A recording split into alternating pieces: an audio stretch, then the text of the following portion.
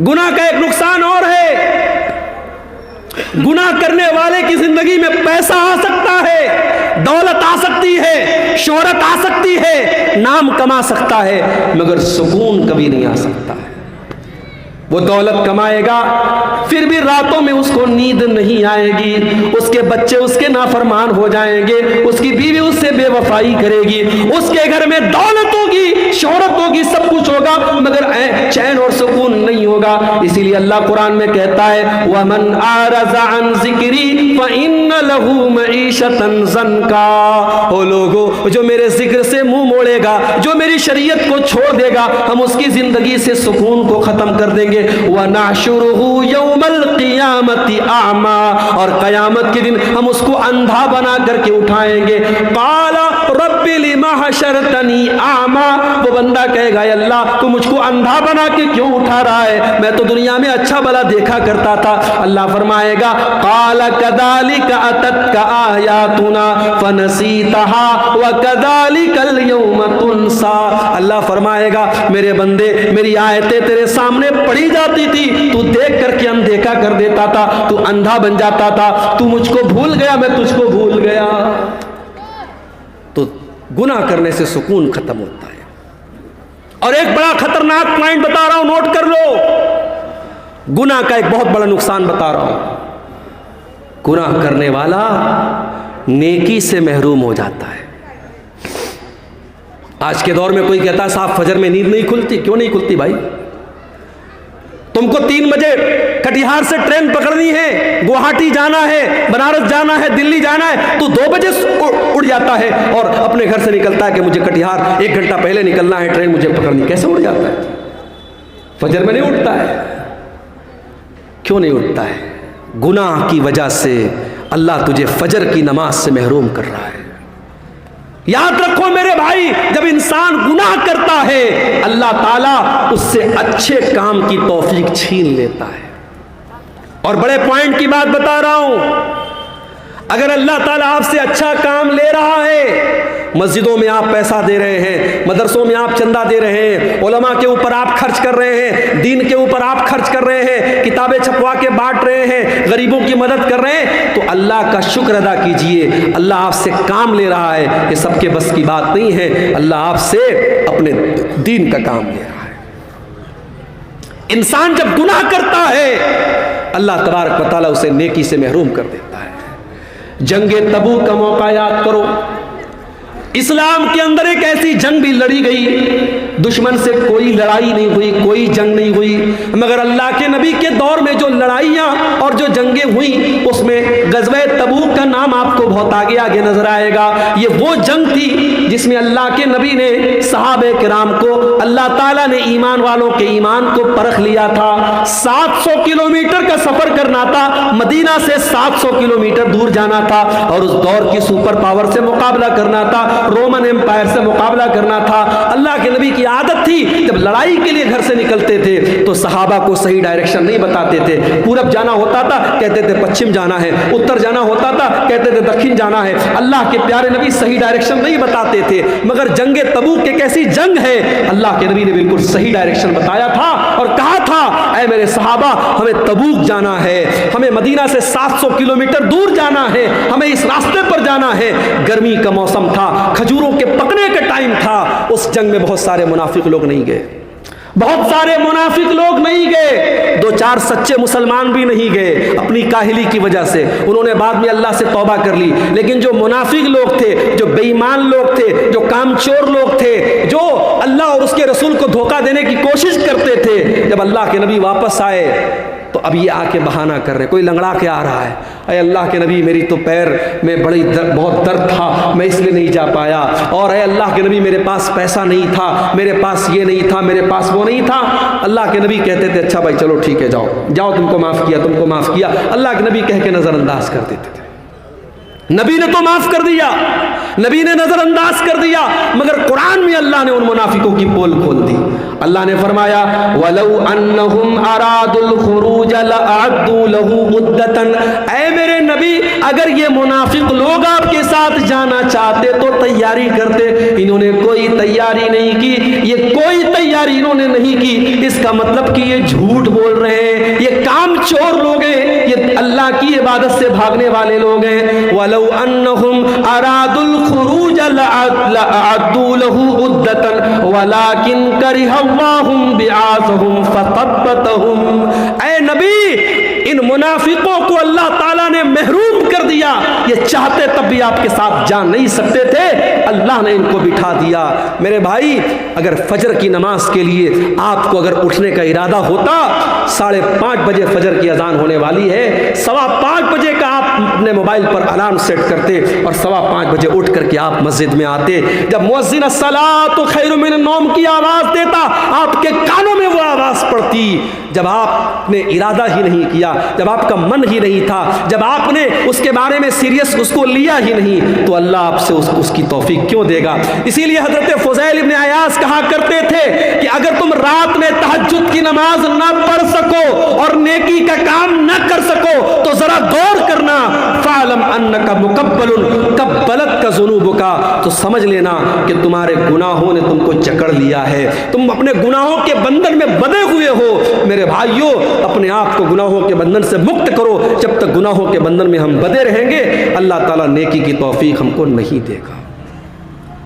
اب 2-3 چیزیں اور بیان کر کے بات ختم کر رہا ہوں۔ گناہ کرنے والا جب گناہ کرتا ہے، نوٹ کر لو میری بات، گناہ کرنے سے دشمنی بڑھتی ہے، نفرت بڑھتی ہے۔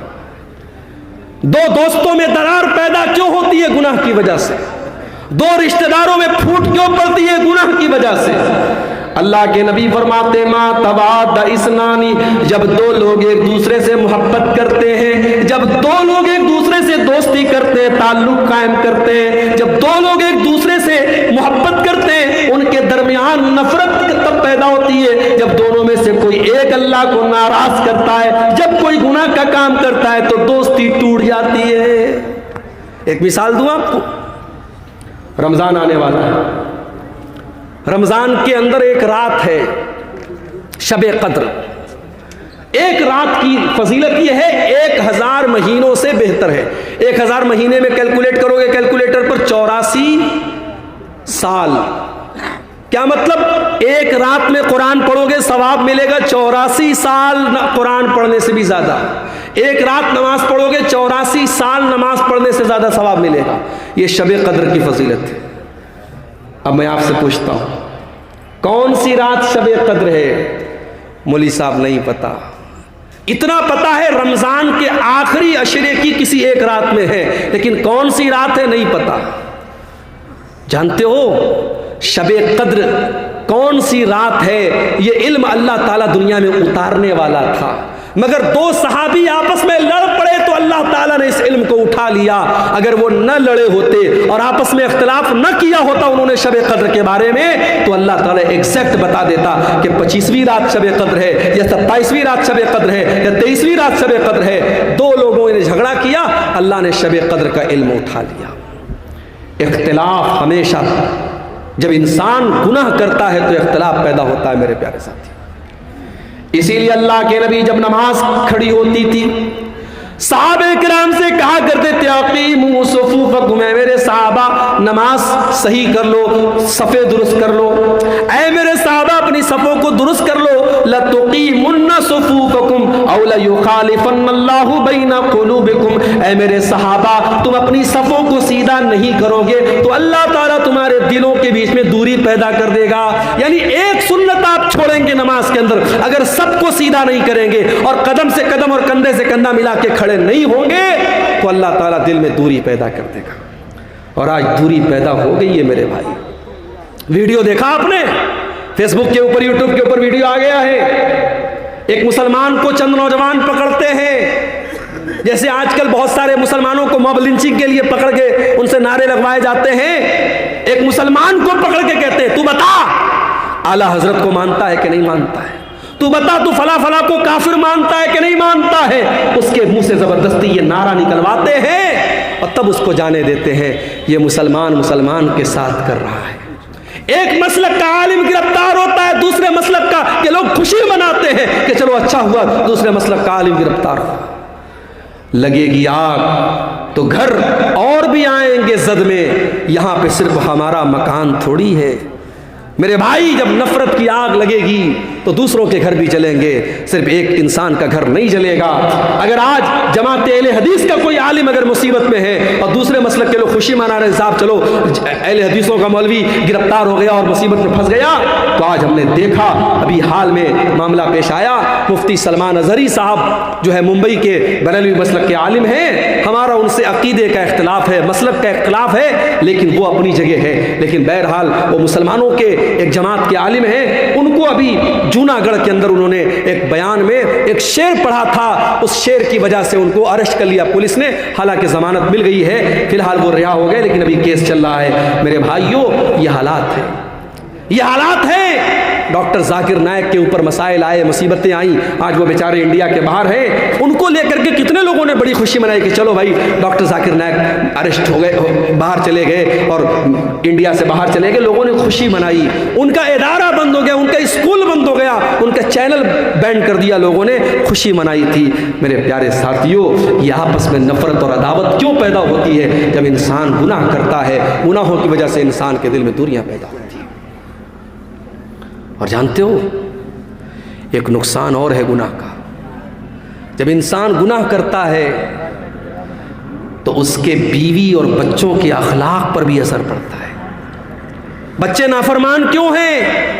بیوی نافرمان کیوں ہے؟ کبھی غور کرنا، باپ گٹکھا کھا رہا ہے، باپ بیڑی پی رہا ہے، باپ سگریٹ پی رہا ہے، باپ شراب پی رہا ہے، اور یہ امید کرتا ہے میرا بیٹا پانچوں ٹائم کا نمازی ہو سکتا ہے، پاسبل ہے، لیکن اگر باپ اگر بدچلن ہے تو اولاد بھی بدچلن ہوگی میرے بھائی۔ اگر ماں بدچلن ہے تو بیٹیاں بھی بدچلن ہوگی۔ ماں باپ کا اثر پڑتا ہے بچوں کے اوپر، اس لیے اگر چاہتے ہو ہمارے بچے صحیح ہو جائیں، ہماری بیٹیاں صحیح ہو جائیں، تو اپنے اخلاق اور کردار کو ہمیں اچھا بنانا پڑے گا۔ جب تک ہم گناہوں سے نہیں بچیں گے، ہماری اولاد کی اللہ تعالیٰ ان کی اصلاح نہیں کرے گا۔ اسی لیے قرآن ہم سے یہ کہتا ہے اپنی اولاد کو بھی جہنم کی آگ سے بچانے کی فکر کرو، اور اپنے آپ کو بھی جہنم کی آگ سے بچانے کی فکر کرو۔ یا ایھا الذین آمنوا قوا انفسکم واہلیکم نارا، اے ایمان والو اپنے آپ کو اور اپنے گھر والوں کو جہنم کی آگ سے بچاؤ۔ اب یہ تو ہو گئے گناہوں کے نقصانات۔ اب تقریر کا آخری پوائنٹ کہ وہ کیا طریقہ ہے جس سے ہم گناہوں سے بچ جائیں، کیا ایسا کریں ہم کہ ہم گناہوں سے بچ جائیں۔ قرآن ہمیں طریقہ بتاتا ہے، اقم الصلاۃ طرفی النہار وزلفا من اللیل، نماز قائم کرو دن کے دونوں کنارے پر، فجر کی نماز بھی قائم کرو اور مغرب کی نماز بھی قائم کرو، دن کے دونوں کناروں پر نماز قائم کرو، وزلفا من اللیل، اور رات کے کچھ حصے میں بھی نماز قائم کرو، یعنی عشاء کی نماز بھی پڑھو۔ یا 3 نمازوں کا ذکر ہوا، حالانکہ نماز 5 ٹائم کی ہے۔ اللہ کہہ رہا ہے دن کے دونوں حصے پہ نماز قائم کرو اور رات کے حصے میں نماز قائم کرو۔ ان الحسنات یذہبن السیئات، کیونکہ نیکی کرنے سے گناہ مٹ جاتے ہیں۔ جب آپ نماز کی پابندی کریں گے آٹومیٹک بہت سارے گناہوں سے بچیں گے۔ ہمارے بہت سارے نوجوان میں جانتا ہوں انٹرنیٹ کا دور ہے، موبائل پر گندی چیزیں دیکھ رہے ہیں، گندی عادتوں میں پڑے ہوئے ہیں۔ کبھی کبھی میرے پاس واٹس ایپ پر ایسے نوجوانوں کا میسج بھی آتا ہے، شیخ صاحب ایک گندی عادت میں پڑا ہوا ہوں، دعا کر دیجئے میرے لیے، اللہ مجھے اصلاح، مجھے کوئی طریقہ بتا دیجئے۔ طریقہ میں قرآن کا آپ کو بتاتا ہوں، قرآن کا طریقہ آپ کو بتاتا ہوں۔ اقم الصلاۃ ان الصلاۃ تنہی عن الفحشاء والمنکر، نماز قائم کرو، بے شک نماز آپ کو بے حیائی سے اور برائی سے روکے گی۔ بے حیائی اور برائی سے نماز روکے گی میرے بھائی۔ جب آپ نماز کی پابندی کریں گے آٹومیٹک بہت ساری گندگی سے آپ شراب پینے والا اگر شراب بھی پی رہا اور نماز بھی پڑھ رہا ہے، دونوں ایک ساتھ نہیں چل سکتے. جب نماز کی پابندی کرے گا تو شراب کے اڈے پر نہیں جائے گا. جب وہ اپنے دل میں یہ طے کر لے گا مجھے 5 ٹائم نماز پڑھنا ہے، جب دوست لوگ کہیں گے چلو شراب کے اڈے پہ چلو، کہے گا نہیں یار شراب پی لوں گا تو عشاء کیسے پڑھوں گا، فجر کیسے پڑھوں گا. شراب کی عادت چھوٹ جائے گی. موبائل پر گندی چیزیں دیکھ کر کے اپنے آپ کو جو انسان ناپاک کر لیتا تھا، جب اسے اس بات کی چنتا ہوگی مجھے صبح فجر کی نماز پڑھنی ہے، وہ موبائل کو بند کر دے گا، اپنے آپ کو دور کرے گا، نہیں مجھے فجر کی نماز پڑھنی ہے. اپنے دل میں یہ عہد کر لو میرے نوجوان ساتھیوں، اگر اس گندگی سے اپنے آپ کو بچانا چاہتے ہو اپنے دل میں یہ عہد کر لو مجھے نماز کی پابندی کرنا ہے. اور ایک چیز اور بتا دیتا ہوں آپ کو، کبھی آپ نے دیکھا ہوگا کیمرہ لگا ہوتا ہے ایئرپورٹ پر، کٹیہار اسٹیشن پہ بھی لگا ہوا ہے، پٹنہ اسٹیشن پر بھی لگا ہوا ہے، بڑے بڑے مال میں لگا ہوتا ہے. کیمرہ کیوں لگا رہتا ہے؟ اس کیمرے کا نام کیا ہوتا ہے؟ CCTV camera, security camera. اس کیمرے کا مقصد کیا ہوتا ہے؟ چور چوری کرنے کے پہلے سوچ لے تیری ریکارڈنگ ہو رہی ہے، کسی لڑکی کو چھیڑنے والا سوچ لے تیری تصویر آ رہی ہے کیمرے کے اندر. کیمرہ کا ڈر چور کو خبردار کر دیتا ہے، چھیڑنے والے کو خبردار کر دیتا ہے، نہیں غلط کام مت کرنا، کیمرہ ریکارڈ کر رہا ہے. دنیا کے کیمرے سے ڈرنے والوں، اللہ کا کیمرہ بھی آن ہے 24 گھنٹے. اللہ کی نظر تمہارے اوپر 24 گھنٹے ہے. اللہ کے فرشتے اپنے کیمرے میں سب ریکارڈ کر رہے ہیں اور اللہ کا کیمرہ کبھی آف ہونے والا نہیں ہے. وَإِنَّ عَلَيْكُمْ لَحَافِظِينَ كِرَامًا كَاتِبِينَ يَعْلَمُونَ مَا تَفْعَلُونَ. میرے کرامن کاتبین تمہاری ایک ایک ایکٹیویٹی کو ریکارڈ کر رہے ہیں، ایک ایک عمل کو لکھ رہے ہیں. ما يلفظ من قول الا لديه رقیب عتید. بندہ جب اپنے منہ سے کوئی لفظ بھی نکالتا ہے فرشتے اس کو بھی ریکارڈ کرتے ہیں. میرے پیارے ساتھیوں، جب یہ دل میں ڈر پیدا ہوگا اللہ کا کیمرہ سب ریکارڈ کر رہا ہے، انسان گناہوں سے بچے گا. اور گناہوں سے بچنا ہے تو تیسرا کام یہ کرو، قرآن سے اپنا تعلق جوڑ دو. قرآن کے اندر یہ کمال ہے کہ قرآن پڑھنے والا جب قرآن سے اپنا تعلق جوڑتا ہے اللہ کے کلام کا نور اسے گناہوں سے بچاتا ہے. وَنُنَزِّلُ مِنَ الْقُرْآنِ مَا هُوَ شِفَاءٌ وَرَحْمَةٌ. یہ قرآن لوگوں کے لیے شفا ہے اور یہ قرآن لوگوں کے لیے رحمت ہے. قرآن میں بخار کا علاج نہیں ہے، قرآن میں زکام کا علاج نہیں ہے، قرآن میں ہماری روح کی بیماریوں کا علاج ہے. قرآن ہمارے روح کی جو بیماریاں ہوتی ہیں، جو گناہوں کی بیماریاں ہوتی ہیں، قرآن ہماری روح کی بیماریوں کا علاج کرتا ہے. قرآن کی تلاوت پابندی سے کرو میرے بھائی. آج کے دور میں تو موبائل موجود ہے، موبائل پر قرآن کا ایپ ڈاؤن لوڈ کر لو. ڈیلی کوشش کرو آدھا پارہ، 1 پارہ، 1.5 پارہ، 2 پارہ، جتنی اللہ آپ کو توفیق دیتا ہے ڈیلی قرآن کی تلاوت کرو، بہت سارے گناہوں سے آپ بچو گے. اور تیسرا کام بتا رہا ہوں، نوٹ کر لو.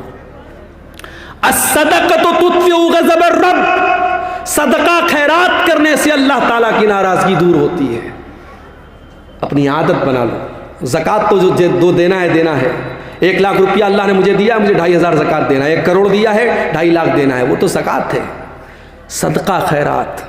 نوکری کرنے والا ایک اپنے اوپر پابندی کر لے. 50,000 روپیہ نوکری میں تنخواہ مل رہی ہے، 50,000 بہت ہوتا ہے، ہر مہینے 500 روپیہ میں صدقہ کروں گا. زکوٰۃ جو سال میں دیتا ہوں وہ الگ ہے، صدقہ کروں گا. دکاندار ہے، دکان پر ڈیلی 1000 کی بکری کرتا ہے، طے کر لے 1000 کی بکری ہو رہی ہے، 50 روپیہ روز صدقہ کروں گا. صدقہ کرنے کو اپنی زندگی کی عادت بنا لو. اور میں اپنا پرسنل ایکسپیرینس آپ کو بتا رہا ہوں، بہت ساری مصیبتوں کو اللہ ٹال دے گا، بہت سارے گناہوں سے بچائے گا، بہت سارے ایکسیڈنٹ سے اللہ تعالیٰ آپ کو بچائے گا. میں نے زندگی میں تجربہ کیا ہے، صدقہ خیرات کرنے سے اللہ تعالیٰ بہت سارے مصیبتوں سے اور گناہوں سے ہمیں بچاتا ہے میرے بھائی. اور پھر بھی اگر گناہ ہو جائے توبہ کر لو میرے بھائی. وَمَن لَّمْ يَتُبْ فَأُولَٰئِكَ هُمُ الظَّالِمُونَ. جو توبہ نہیں کرے گا وہ بہت بڑا ظالم ہے. توبہ کرنے والا ظالم نہیں ہے. تو لوگ ایک کہاوت ہے کہ صبح کا بھولا شام کو لوٹ آئے تو اسے بھولا نہیں کہتے. اگر کوئی سدھر جائے تو لوگ کہتے ہیں یار سدھر گیا، مگر جو سدھر جائے، جو سچی توبہ کر لے، اللہ کا قانون نرالا ہے، اللہ کی رحمت نرالی ہے. جو سچے دل سے توبہ کر لے اس کا انجام کیا ہوگا؟ فَأُولَٰئِكَ يُبَدِّلُ اللَّهُ سَيِّئَاتِهِمْ حَسَنَاتٍ. جو جو سچے دل سے توبہ کرے گا اللہ تعالیٰ اس کے گناہوں کو نیکیوں میں بدل دے گا. کل تک اس نے جتنے گناہ کیے ہیں اللہ اس کے گناہوں کو کنورٹ کر دے گا نیکیوں میں, اس کے نام اعمال میں نیکیاں لکھ دی جائیں گی اگر سچی توبہ کرے گا. اور سچی توبہ کس کو کہتے ہیں, یہ آخری بات بتا رہا ہوں, اس کو نوٹ کر لو اور بات ختم کرتے ہیں. میں بھی بیمار ہو گیا, آج اتفاق سے منیہاری گھاٹ سے کٹیہار تک بائک پر بیٹھ کے آیا, ٹھنڈی ٹھنڈی ہوائیں چل رہی تھی, سردی کا کافی اثر ہو گیا. مجھے تو لگا کہ تقریر بھی ہو پائے گی کہ نہیں ہو پائے گی, لیکن اللہ جزائے خیر دے, یہاں کے لوگوں نے دوا وغیرہ کھلائی اور وکس وغیرہ کی بھاپ لے کے میں آیا تو آپ کے سامنے میں تقریر کر پایا ہوں. یہ اللہ کی توفیق ہے میرے بھائی, اور آپ لوگوں کی محبت ہے کہ میں نے آپ کے سامنے اتنی باتیں رکھ دی. یہ آخری بات بیان کر کے بات ختم کر رہا ہوں کہ جب ہم توبہ کریں تو قرآن کہتا ہے صرف توبہ نہیں کرنا ہے, توبوا الی اللہ توبۃ نصوحا, سچی توبہ کرنا ہے. سچی توبہ کیسی ہوتی ہے, نوٹ کر لو, سچی توبہ وہ ہوتی ہے جس کے اندر 3 کنڈیشن پائی جائے. پہلی کنڈیشن یہ ہے آپ جس گناہ سے توبہ کر رہے ہیں اس گناہ کو چھوڑ دیجئے. شرابی توبہ کرنا چاہتا ہے شراب چھوڑ دے, زانی توبہ کرنا چاہتا ہے زنا چھوڑ دے, بے نمازی توبہ کرنا چاہتا ہے نماز پڑھنا شروع کر دے. جس گناہ میں آپ مبتلا ہیں پہلے اس گناہ کو چھوڑ دیجئے, پہلا کام. دوسرا کام, اپنے گناہ پر شرمندگی محسوس ہے کہ یار میں غلط کرتا تھا, مجھے ایسا نہیں کرنا چاہیے تھا, یہ احساس ہونا چاہیے. اگر یہ احساس ہے کہ میں نے غلط کیا تو یہ توبہ کی پہلی سیڑھی ہے. اور اگر گناہ پر یہ احساس بھی نہیں ہے, آپ غلط کر رہے ہیں, کسی لڑکی کے ساتھ غلط آپ نے کام کیا اور آپ اپنے دوستوں میں فخر کے ساتھ بیان کر رہے ہیں, تو یہ ڈھٹائی ہے, یہ چوری اور سینہ زوری ہے. اور یاد رکھو جو اپنے گناہوں پر اتراتا ہے, گناہوں پر ڈھٹائی کرتا ہے, اللہ تعالیٰ کے اس کی مغفرت کا چانس بہت کم ہے. اللہ کے نبی فرماتے ہیں میری امت میں سب کی معافی ہو سکتی ہے مگر اس کی معافی نہیں ہوگی جو کھلم کھلا گناہ کرے گا. تو پہلا کام گناہ کو چھوڑ دے, دوسرا کام گناہ پر شرمندہ ہو, اور تیسرا کام کیا کرنا ہے, آئندہ فیوچر میں بھوشیہ میں اس گناہ کو نہ کرنے کا پکا ارادہ کرے. پکا ارادہ, یہ نہیں کہ شام کو توبہ کر لی صبح کو پھر وہی کام کرنے لگا. پکا ارادہ کر لے مجھے یہ کام نہیں کرنا ہے. یہ 3 چیزیں اگر ہیں تو سچی توبہ ہے. اور چوتھی چیز اور شامل کر لو, اگر آپ نے کسی کا حق مارا ہے, کسی کا پیسہ لے لیا ہے, کسی کو گالی دے دی ہے, کسی کی غیبت کی ہے, تو اس سے جا کے معافی مانگ لو اور اس کا جو حق لیا ہے وہ حق دے دو, تب آپ کی توبہ اللہ کیا قبول ہوگی.